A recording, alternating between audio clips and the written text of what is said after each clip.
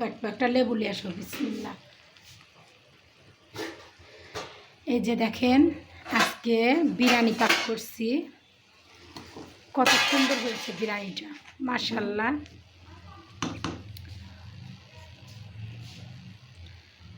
একের প্রতিটা চাউল ফুটছে।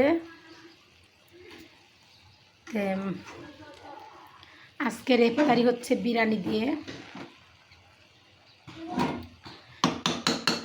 আছে পলিথিনের মধ্যে দেখো বেগুন আছে, বেগুনের ভিতরে একটাই আছে। এই যে বিরিয়ানির কালারটা সেই সুন্দর হয়েছে। এই যে যারা যারা বিরিয়ানি খাবেন তাদের সবার জন্য দাওয়াত রইল আমার বাসায়, অবশ্যই চলে আসবেন বিরিয়ানি খেতে।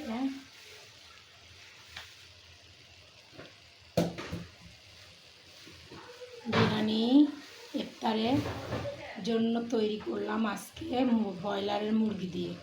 এর মধ্যে কিন্তু আমি তো মাংস দিই নাই, দেখেন এই যে পা, মাংস,